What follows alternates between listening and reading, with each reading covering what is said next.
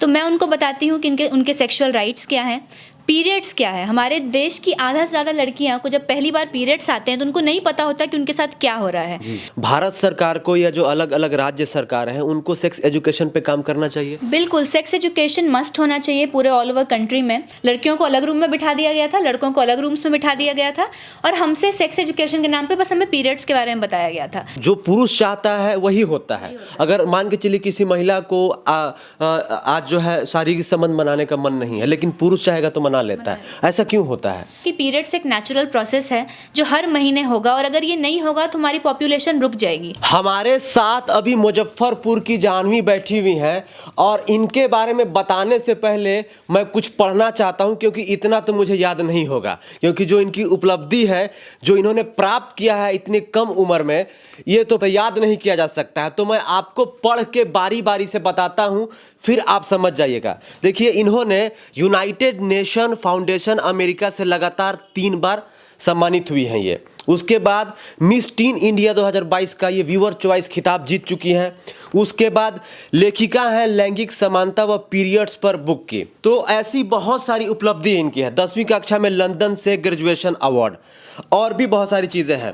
देखिए, इसमें जो है लैंगिक समानता व पीरियड्स पर बुक, जो कि आज हमारे समाज में इसको लेकर बात कम किया जाता है। तो जानवी जी से हम बात करेंगे। सबसे पहले स्वागत है जानवी जी भौकाल टीवी में आपका। नमस्कार, मेरा नाम जानवी है, मैं 16 साल की हूँ और मैं लैंगिक समानता और महिला सशक्तिकरण पे काम कर रही हूँ। पहला सवाल ये है कि महिला सशक्तिकरण और लैंगिक समानता पे हम काम कर रही हैं। देखिए, हमारे समाज में ना पुरुषों के बराबर महिलाओं को नहीं देखा जाता है, बहुत कम देखा जाता है, बहुत कम आंका जाता है। तो इसमें आप क्या बदलाव लाई हैं अभी तक? जी, अभी तक मेरे द्वारा लाया गया बदलाव यही है कि मैं अवेयरनेस जनरेशन पे काम कर रही हूँ। मैं चाहती हूँ हमारी जो जनता है वो जागरूक हो सके इन सब इश्यूज़ को लेकर। कई सारी ऐसी महिलाएं हैं हमारे समाज में जिनको ये तक नहीं पता है कि उनको क्या मौलिक अधिकार दिए गए हैं, या सरकार की तरफ से दिए गए हों, या उनके क्या ह्यूमन राइट्स हैं जो वो डिज़र्व करती हैं एज एन इंडिविजुअल। तो मेरा काम है कि मैं उनको अवेयर कर सकूँ इस बारे में। जहाँ तक बात आती है कम उम्र की लड़कियों की, तो मैं उनको बताती हूँ कि उनके सेक्सुअल राइट्स क्या हैं, पीरियड्स क्या है। हमारे देश की आधा से ज़्यादा लड़कियां को जब पहली बार पीरियड्स आते हैं तो उनको नहीं पता होता कि उनके साथ क्या हो रहा है। तो मैं वैसी कम उम्र की लड़कियों को जो 6th 7th 8th 9th की स्टूडेंट होती है, मैं उनको एजुकेट करती हूँ सबसे पहले तो, और साथ ही साथ गांव की महिलाओं को जाकर प्रेरित करती हूँ कि अगर आपके साथ किसी भी तरह का शोषण किया जा रहा है, चाहे शारीरिक हो, चाहे मानसिक हो, चाहे कोई तनाव हो आपके ऊपर, या फिर अगर आप चाह रही हैं कि आपके बच्चे पढ़ सकें, आपकी बेटियाँ पढ़ सकें, नहीं पढ़ पा रही हैं, तो इसके खिलाफ आपको एक्शन लेना होगा। डोमेस्टिक वायलेंस के खिलाफ आपको एक्शन लेना होगा। तो मेरी तरफ से भी मेनली यही काम किया जा रहा है। अच्छा जानवी जी, ये बताइए कि जैसे बात पीरियड्स की हो रही है, आप बताएं कि जैसे 7 साल 8 साल 10 साल 12 साल की जो लड़कियां होती हैं उनको पता भी नहीं चलता है कि पहला पीरियड्स कब आया। तो सबसे बड़ा सवाल यह है ना कि जो उनको तो पता नहीं होता है, और गाँव में जो है ना इसकी बहुत ही कम जानकारी होती है। अगर मान के चलिए आ भी गया, पता भी चल गया, तो लोग ना जो पैड होता है जिसकी जिक्र अभी हो रही है, फिल्मों में लोग कर रहे हैं, उसका इस्तेमाल नहीं कर पाते। कहीं ना कहीं गंदा कपड़ा यूज़ करती हैं, या और भी जो गांव में जो सुविधा हो सकती है वो यूज़ करती हैं। तो ये इतना अवेयरनेस के बाद फिल्में आ रही हैं, बहुत सारी चीज़ें हो रही हैं, आप लोग भी काम कर रही हैं, फिर भी इस पे काम क्यों नहीं किया जा रहा? क्यों नहीं इस पे सुधार आ रहा है? जी, तो फिल्में बन रही हैं, सोशल मीडिया पे इशूज़ ट्रेंड कर रहे हैं, ग्राउंड पे कितना काम हो रहा है? जब तक आप ग्राउंड पे फील्ड पे काम नहीं कीजिएगा तब तक फिल्में, अच्छा कितने ही गांव के लोग अफोर्ड कर सकते हैं टिकट लेकर फिल्म देखना, कितने ही लोगों के घर में अभी भी टीवी अवेलेबल है। जब तक ग्राउंड लेवल पर काम नहीं होगा, जब तक मैन टू मैन जाकर इंसान बात नहीं करेगा किसी भी गाँव से, मैं तो चाहती हूँ कि कोई ऐसी स्कीम सरकार के द्वारा चलाई जाए जहाँ पर कुछ लोगों की टीम हो, हर स्टेट को एक टीम अलॉट कर दी जाए, और वो लोग गाँव गाँव घूम कर बात करें, उस गाँव की एक सर्वे करें अपने हिसाब से कि अभी भी कितनी % महिलाएं एजुकेटेड हैं, कितनी नहीं हैं। जब तक ये सब चीज़ें, छोटे छोटे स्टेप्स नहीं लिए जाएंगे, तब तक 300 करोड़ की हमने फिल्म बना दी। पैडमैन काफ़ी अच्छी हिट मूवी रही थी, उस मूवी से काफ़ी इम्पैक्ट भी पड़ा समाज पे। ये तो उन लोगों पे पड़ा ना जिन्होंने उस फिल्म को देखा। अब जो लोग जानते ही नहीं है कि फिल्में क्या होती है, जिनके घर में टीवी नहीं है, जिनके हाथ में अभी भी कई ऐसी महिलाएं हैं हमारे गांव समाज के, युवा तो अब लगभग सबके पास मोबाइल फ़ोन्स आ चुके हैं, कई ऐसी हमारी माएँ हैं, कई ऐसी चाचियाँ हैं जिनके हाथ में अभी भी फ़ोन नहीं पहुँच पाया है। तो उन तक बात पहुँचाने के लिए, और उनको वो टेक्निकल लैंग्वेज समझ भी नहीं आएगा, उनके लिए मैन टू मैन टॉक करना होगा, उनसे जाकर पूछना सुना होगा कि उन्होंने अपने टाइम पर क्या समस्याएं झेली थी। मुझे पर्सनली ये काफ़ी अच्छा लगता है किसी औरत से पूछना, जैसे मेरी नानी जी हैं, मेरी मम्मी हैं, तो मैं उनसे पूछती हूँ कि उनके टाइम पर क्या था जो भी मेरे टाइम पर नहीं है, या फिर कोई ऐसी प्रॉब्लम जो उन्होंने फेस की। तो मेरी नानी ने मुझसे कहा कि हमारे टाइम पे कपड़ों का ही था, सैनिटरी पैड कोई जानता भी नहीं था उस टाइम पे। तो जब मेरी बेटी को पीरियड्स आए तो मैंने उसको सैनिटरी पैड दिलवाया कि नहीं भाई, जो प्रॉब्लम मैंने फेस किया वो मेरी बेटी ना फेस करे। उसी तरह से जैसे मेरी मम्मी खुलकर नहीं बोल पाती थी पीरियड्स के ऊपर, उन्होंने मुझे ये राइट्स दिए। अब हो सकता है मैं अपनी अगली जनरेशन को कोई और राइट्स पास कर सकूँ अपने तरीके से। तो जब तक ग्राउंड पर काम नहीं होगा तब तक सोशल मीडिया पर ट्रेंड करा देने से वुमेन एम्पावरमेंट और जेंडर इक्वालिटी तब तक कोई चीज़ नहीं आने वाली है। देखिए, सबसे बड़ी जो बात होती है ना, शर्म की बात आ जाती है बीच में ना। चाहे एक लड़की हो या कोई एक मतलब महिला हो, वो ना बात नहीं कर सकती आपस में। मान के चलिए कोई दो सहेली है, किसी एक सहेली को पीरियड्स आ गया या कुछ और इश्यू हो गया, मतलब तो वो ना दूसरी सहेली से बात नहीं कर सकती है कि क्या समझेगी कि कोई बीमारी हो गया, कुछ इशू हो गया। इसको कैसे बांटा जाए, इसको कैसे सॉल्व किया जाए? सबसे पहले मैं बताऊंगी कि ऐसा हमारे अंदर बचपन से ही डाल दिया जाता है। जैसे एक लड़की को पहली बार पीरियड्स आते हैं तो पहले ही सबसे पहले कोई लड़की मम्मी से ही शेयर करती है, मम्मी हो या घर में और कोई लेडी हो, तो पहले ही कह दिया जाता है कि इस बारे में बाकी लोगों के सामने नहीं बोलना है। अब जब पहली बात ही आपके दिमाग में डाल दी जाएगी, अगर मैं आपको डेली एक बात कहूँ आपके कान में, तो कभी ना कभी वो बात असर ज़रूर करेगी आपके ऊपर। तो पहले ही सिखा दिया जाता है। जैसे जब बच्ची छोटी होती है तो कहा जाता है लड़कों को बंदूकें दी जाती हैं टॉयज़ में, लड़कियों को गुड़िया और कुकिंग सेट्स लोग गिफ्ट करते हैं बर्थडेज पे। हम लोग आम जिंदगी में देखते हैं। तो जो चीज़ें फिट कर दी जाएंगी आपके दिमाग में, कहीं ना कहीं उसका असर हो जाता है। तो मैं कोशिश करना चाहती हूँ, मैं कहना चाहती हूँ उन सभी माँओं से, क्योंकि आप अपने बच्चे के पहले दोस्त होते हैं, पहले शिक्षक होते हैं, माता पिता जो कोई भी देख रहे हैं इस वीडियो को, अगर आप उनके मन में डाल देंगे कि तुमको चुप रहना है तो वो चुप ही रहेंगी, वो कभी वो हिम्मत नहीं कर पाएंगी बोलने की।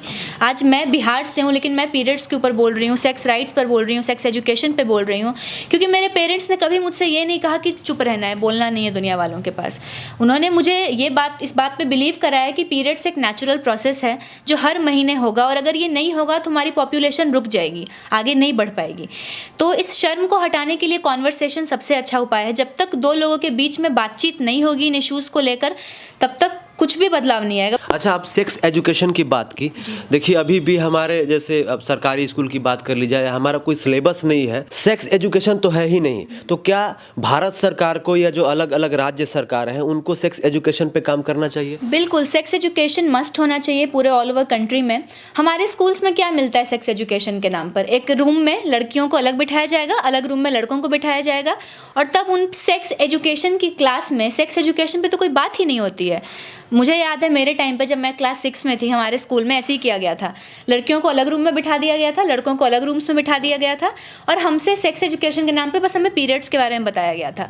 और वो भी क्या बताया गया था, बताइए ना जी। हम लोगों से ये कहा गया था कि जब स्कूल में ऐसा कुछ हो जाए ना तो किसी लेडी टीचर के पास जाना और चुपके से बोलना, ऐसा नहीं कि सब सुन जाए। और जब हमें दिया गया था ये सेक्स एजुकेशन, तो हमारे एक स्कूल के सर थे, वो रूम में खड़े थे उस टाइम, तो उनको बोल के इशारा करके उनको रूम से निकाल दिया गया था कि इस रूम में सिर्फ लड़कियां हैं। और उस क्लास में हम लोग क्या एक्सपेक्ट कर सकते हैं इंडियन एजुकेशन सिस्टम से? सेक्स एजुकेशन की क्लास में बस बताया गया था कि पीरियड्स हर महीने होते हैं तुमको, ये भी नहीं प्रॉपरली ये भी नहीं बताया गया कि क्यों होते हैं। 6th क्लास में थे, 5th क्लास की भी लड़कियां थी, ना उनको ये बताया गया, ना उनको ये बताया गया कि अगर वो मतलब खुद का ध्यान नहीं रख पाएंगी उस टाइम पे, अगर वो गंदा कपड़ा इस्तेमाल करेंगी, सैनिटरी पैड को लेकर ऐसी कोई जानकारी हमें नहीं दी गई। उल्टा हमें कहा गया कि अगर स्कूल में कभी सैनिटरी पैड लाना भी, वॉशरूम जाना भी, तो चुपके से ले जाना। और इसी तरह से एक बार मुझे याद है क्लास 10th के टाइम पे हमारा प्रोजेक्ट स्कूल में कोई प्रोजेक्ट वर्क हमें दिया गया था। प्री बोर्ड से पहले कहा गया था कि कोई ऐसा प्रोडक्ट बनाओ जिसकी एडवर्टाइजमेंट तुमको पूरे क्लास के सामने करनी है। प्रोजेक्ट था, तो मैंने मैम से बोला कि मेरे को पीरियड्स पे बनाना है, मेरे को सैनिटरी पैड की एडवर्टाइजमेंट करनी है। वो कहती हैं कि क्या सोचेंगे लोग, क्या सोचेंगे क्लास के लड़के, क्या सोचेंगे और लोग, ये कि मतलब कैसी बदतमीजी हो रही है क्लास में। मुझे बदतमीज़ कहा गया था उस टाइम पर। अच्छा। मुझे बदतमीज़ कहा गया था कि यही करना है स्कूल में। तो बस मैंने किसी तरह बिना मन के कोई प्रोजेक्ट बना के एडवर्टाइज उसको कर दिया था। तो जब स्कूल्स में ऐसी बातें सिखाई जाएंगी, एक बच्चा अपने दिन के 6 से 7 घंटे स्कूल में बिताता है, तो स्कूल का एक बहुत बड़ा रोल होता है किसी भी बच्चे की लाइफ में, चाहे वो सरकारी स्कूल हो चाहे प्राइवेट स्कूल हो। स्कूल्स में सेक्स एजुकेशन, पीरियड एजुकेशन, यहाँ तक कि फाइनेंशियल एजुकेशन, हमारे देश में किस बच्चे को सिखाया जाता है कि तुम्हें अपने फाइनेंसेस कैसे मैनेज करनी है।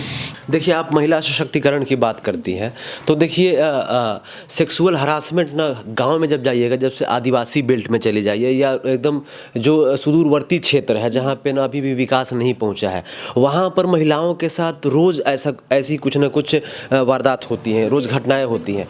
तो उसको कैसे ख़त्म किया जाए? आप लगातार काम कर रही हैं, आपको बहुत अवार्डों से सम्मानित किया जा चुका है, लेकिन ग्राउंड पे इसको कैसे क्लियर किया जाए?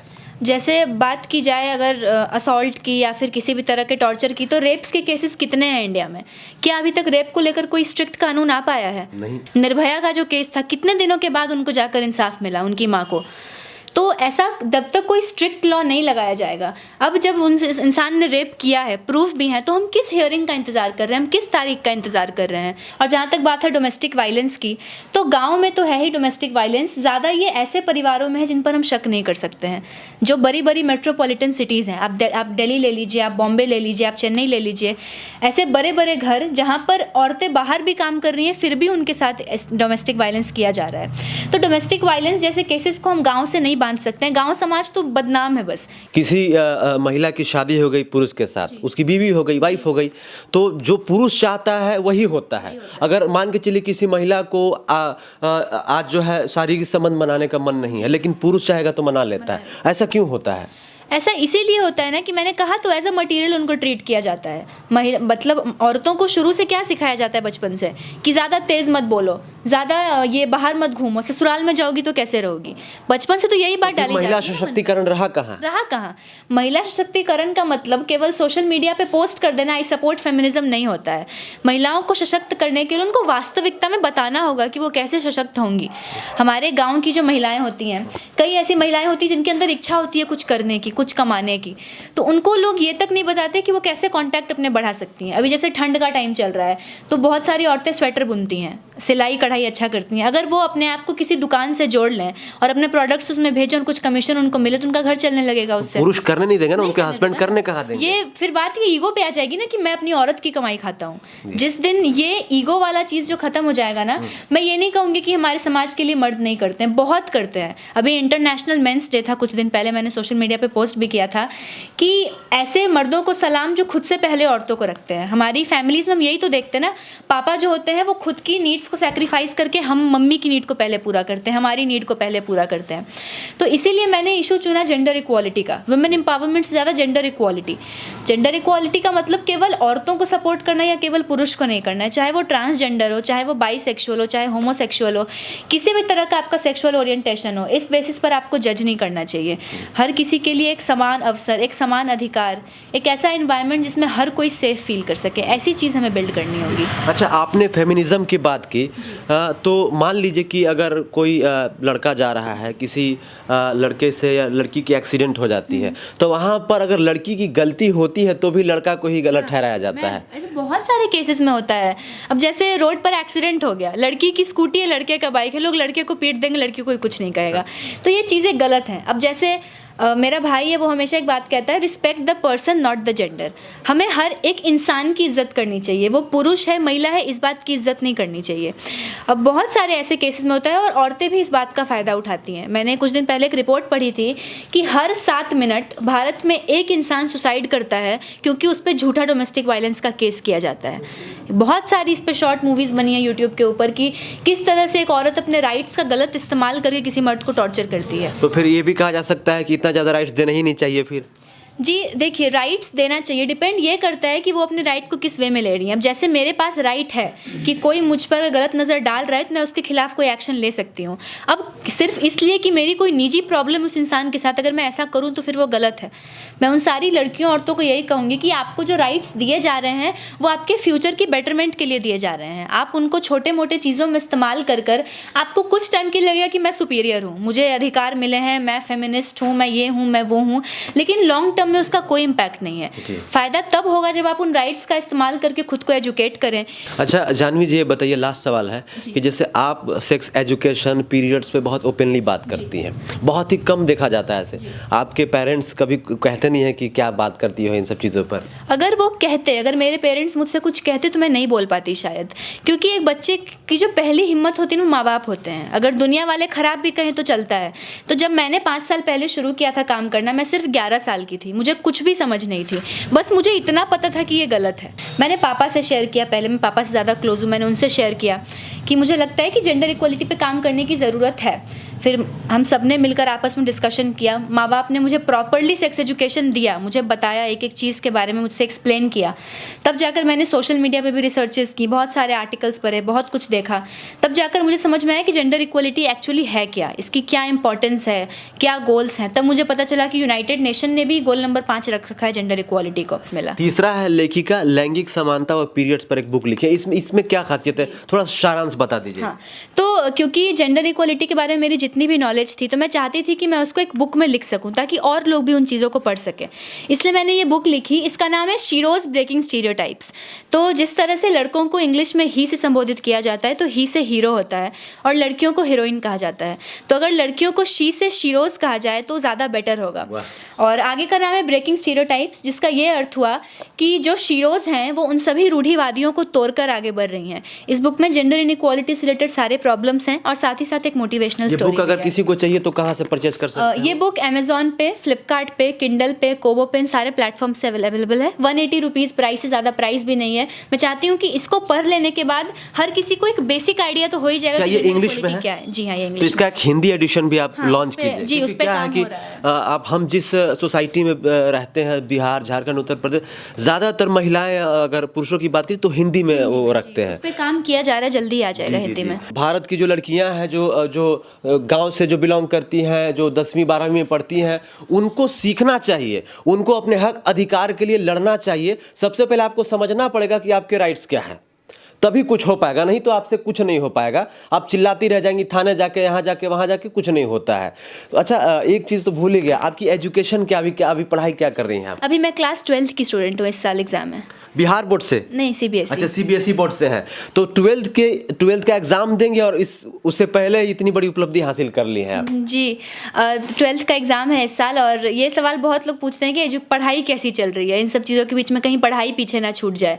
तो पढ़ाई भी चल रही है, साथ साथ सारा काम भी चल रहा है। तो हमारे साथ जानवी जी थी, जो कि हम लोग अभी बिहार के मुजफ्फरपुर जिले के मुजफ्फरपुर शहर में मौजूद है। कैसा लगा रिपोर्ट ज़रा कमेंट करके बताइए, चैनल को सब्सक्राइब कीजिए। जय हिंद, वंदे मातरम।